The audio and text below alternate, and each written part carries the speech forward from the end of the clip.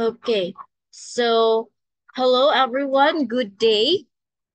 So this time we will talk about on how are you going to make your research paper in preparation for your research proposal.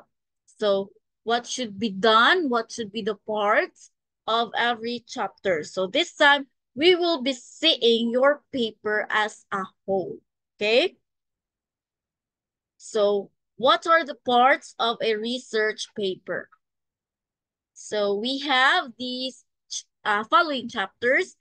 Chapter 1, which has the introduction, states the problem and its background. Next, we have Chapter 2, review of related literature, which shows the related literature and related studies. Next, we have Chapter 3, methodology, so it shows the methods and procedures. And Chapter 4, it is the presentation, analysis, and interpretation of the data that you have collected. And then Chapter 5, summary, conclusions, and recommendations. And also you'll talk about the others like the title page and annexes and so on. But this time I will discuss first the first three chapters, so that you will be guided upon making this one for your research proposal preparations.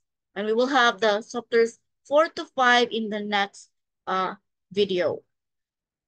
So let's talk first on the chapter 1. In chapter 1, it is entitled the introduction. So it shows the problem and its background. So first part is background of the study, or commonly it is known as rationale of the study. So it includes the purpose and reason behind the conduct of the study. So it answers the question, what made you conduct the study? So again, it also serves as the introduction. So this is somewhat to gain attention to the readers, to persuade them, or to convince them, to read your study. So we have an example here of a rationale or a background of the study. Okay. Of course, the background of the study is related to your study. Okay, so you will supply statements that could gain attention to the readers that is related to your study. Next, we have statement of the problem. So it is showing the main problem that your research is trying to solve. And also it follows the formulation of the title. And you should be faithful to it. So this time you are going to focus on your title upon making your statement of the problem. And then you have to appoint some important question that your study needs to answer. Okay? So here is an example of a statement of a problem. Okay, so you must supply questions. Next, we have objectives of the study. In this part, it includes the specific objectives to be achieved and clearly stated in whether it is achievable or attainable in your end, okay? And also, it should be formed on the basis of specific questions to be answered. So you will relate to your statement of the problem. Here is an example of an objective. Next, scope and limitation of the study. So this part, you are to determine the coverage of the study and all the things that will not cover in order to be specific. So plainly, you are going to state here the focus of your study and the limitation on your study. So we will not go beyond in your study, okay? So here is an example of a scope and limitations. Next part is significance of the study. In this part, you are to answer the question, why conduct the study? So you have to identify who will benefit from the research and how they will be benefited with your study. And later on, this should match with the recommendations you have.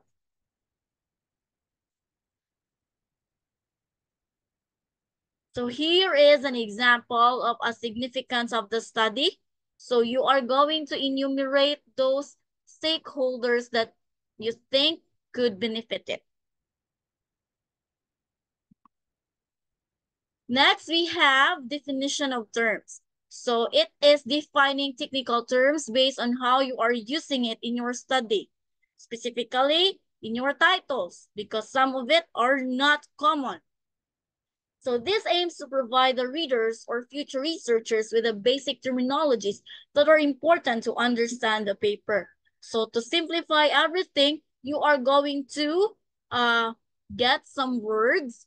You are to define it, but not using the meaning in a dictionary. But instead, you are to define it on how you are using it in your study. Okay? So here are an example. So here, the student athlete is not defined according to the dictionary, but instead they define it as a participant in their study. So it could either be he or she is enrolled. Okay, so that is how they do their definition of terms. So now let's move on to chapter 2. We have review of related literature. So it includes the related literature and related studies. So first, let's know first, what is this chapter all about? So to sum up everything, this is where you will use your note cards and will serve as the foundation of your research. So this is your own work and therefore should not directly lift words from other sources. And this will require your command of language and writing skills such as summarizing, paraphrasing, and writing indirect speeches. Because this chapter will have a strong support to your study. Okay? So here is an example. You are going to get some literature. Sorry, it's a typo. That is connected to your study. So related literature, it is composed of discussions of facts and principles to which the present study is related. So it could either be found in the materials that could be usually printed and found in books, encyclopedias, professional journals, magazines, newspaper, and other publication. Now, to make it easier, no, we have some online journals, right? To be used. So here is an example. So in having a related literature, you must include two parts of it. First is the local, which is here in our country. And then the second one is foreign or international, which could be from the other parts of the country around the globe. So this is for local and this is for foreign, okay? Do not forget to cite the following authors that you have in your RRL so that we are avoiding the plagiarism. Next, we have related studies. So these are the related information in an unpublished materials like manuscripts, thesis, it's misspelled, sorry for this, and dissertation, both in our country and other countries. So this portion deals more on the results and discussion found in the unpublished material. So this time, you are going to have a backup which is related to your study. You're going to search many studies or some studies that is similar to yours, okay? So still we have to look for foreign and a local. And we are using Google Scholar for this one. So here are some tips in having your RRL. First, step one, you are to organize note cards and how you would want them to appear in the chapter. Of course, you may have many ideas or thoughts about this one, but you need to organize this, okay? Second, begin writing the chapter while including the surnames of authors who provided sources for your study and the publication date of their work in parentheses. So that is citation. So you are going to cite the author, for example, open parenthesis, Soliano, comma, 2024, and then close parenthesis. Or you can also do like the same this one in the example, like the according to Jennifer Rowley, to open parenthesis 2005 and then close parenthesis. You can do like that, okay? So do not forget to cite them. And then step 3, edit and rewrite. So organize everything because this one is a strong backup for your study. Next is chapter 3. We have methodology. So it shows the methods and procedures on conducting your study. So first we have the research design. So in our end, we are still in practical research 1. And what study do we need to conduct? It is qualitative. So we are going to use qualitative in our research design, not the design like the Barbie, like the Canva, okay?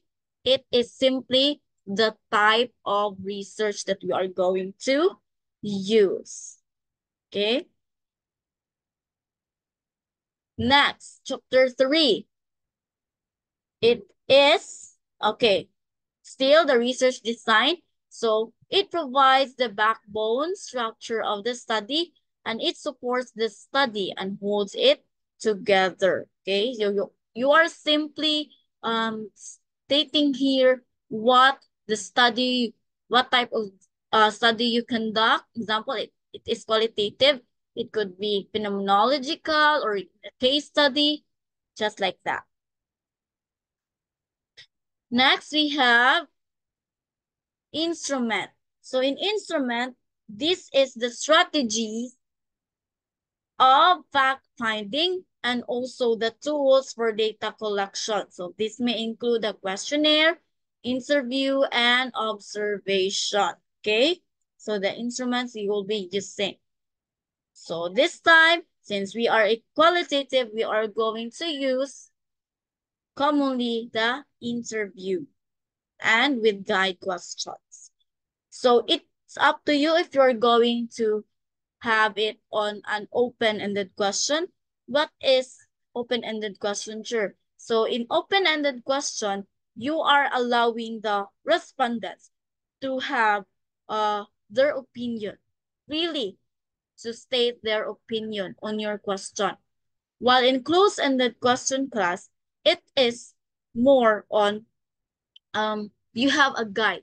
So you will tell your respondents that your answer must be like this. Okay? So that is open and close-ended questions. Their differences. Next, we have the respondents of the study. So this time, in this part, you are going to explain the characteristics of your respondents, the reason why you choose them, okay? And also, you will be specifically put the number of the respondents you will have. And in our end, since we are qualitative, we will not have any statistical methods, but instead you will just plainly put there how many are the respondents, okay? So just disregard the other meaning provided because this is for quantitative research. Okay. So here is an example. So researchers involve 10 informants, both male and female, from grade 10 who are currently enrolled in the Juan de la Cruz National High School Junior High School Department for the school year 2050 to 2051. Okay? So you are just simply describing your respondents in this part.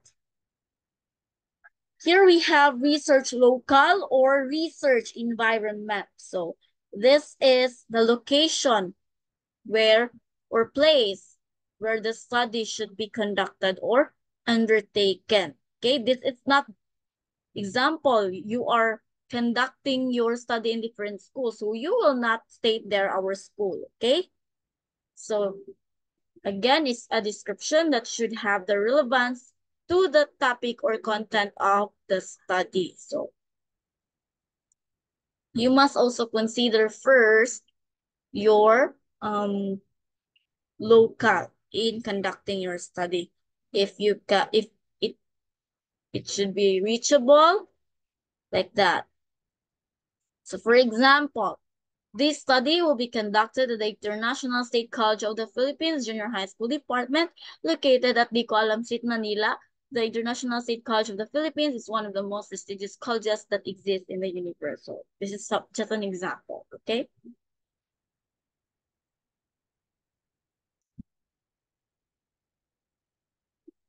Next is the data gathering procedures or research procedures. So this contains the steps followed by the researcher from time of the distribution of the instrument or questionnaire up to the time retrieval, and also gives a brief but precise narration of the procedures and discusses the detail of every step taken in the course of gathering data. So how are you going to do upon gathering your data? So this one.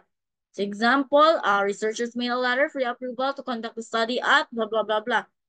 Okay, so just like that. Stating only the procedures. Okay, so that's the end of chapters 1 to 3 in making the parts of a research. And we will see you next again in the next video for the chapters 4 to 5. So hope that you will have a blast for your research proposal. I know you can do it STEM, so God bless and good luck. Go researchers!